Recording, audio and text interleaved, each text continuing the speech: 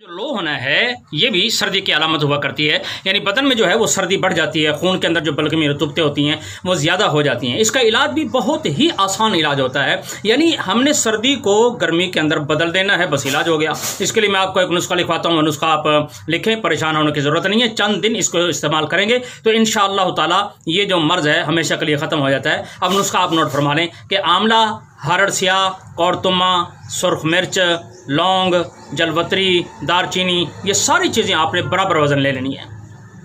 और फिर आपने ऐसा करना है कि ये जो 500 मिलीग्राम वाले कैप्सूल होते हैं ना, जिन्हें ज़ीरो कैप्सूल भी कहा जाता है, ये कैप्सूल आपने भर लेने हैं और सुबह दोपहर शाम एक एक कैप्सूल। अगर बहुत ज़्यादा लो होता है या आपको ताकत की भी ज़रूरत है तो सुबह दोपहर शाम दो दो कैप्सूल आप खाएं। और इसके साथ वो जो जवारिश इमली वाला नेट पे नुस्खा मौजूद है, आपने वो भी बना लेना है। ये खाएंगे तो इंशाअल्लाह ताला सोने पे सुहागे वाली बात हो जाएगी, बड़ी जल्दी आराम आ जाता है। बस इतनी बात याद रखें कि ये मर्ज चूँकि सर्दी से पैदा होता है, लिहाजा ऐसी चीज़ें जो सर्दी की तासीर पैदा करने वाली होती हैं वो चीज़ें ना खाएं बदन के अंदर, ताकि ठंड पैदा ना हो और ये ब्लड लो ना हो। मसलन पानी की ज़्यादती आप बिल्कुल नहीं करेंगे, यानी पानी पिएंगे तो बिल्कुल नॉर्मल।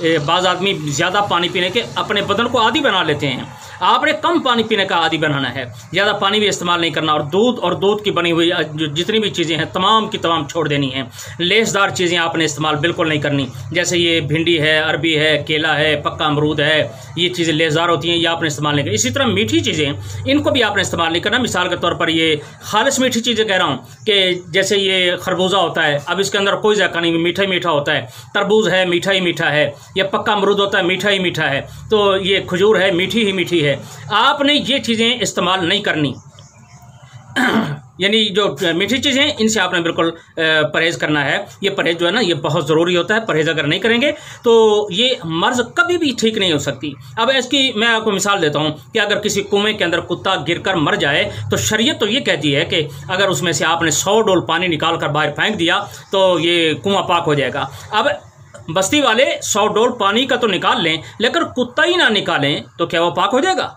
वो कभी भी पाक नहीं होगा। इसी तरह ये बदपरहेज़ी जो होती है ये भी मरे हुए कुत्ते की तरह होती है। इसलिए इससे परहेज़ करना जो होता है ना, ये बड़ा ज़रूरी होता है बाबू। परहेज़ बहुत ज़रूरी है, इसे करें इंशाअल्लाह ताला अल्लाह ताला शिफा देगी। अल्लाह ताला हम सब को और पूरी उम्मत मुस्लिमा को शिफाए कामला, आजला, मुस्तकिल्ला, मुस्तमिरा अता फरमाए, और जो लोग सेहतमंद हैं उनकी सेहतों की हिफाजत फरमाए। आमीन सुम्मा आमीन। सल्लल्लाहु ताला अला खैरि खल्क़िही मुहम्मद व अला आलिहि व अस्हाबिही अजमईन बिरहमतिका या अरहमर राहिमीन।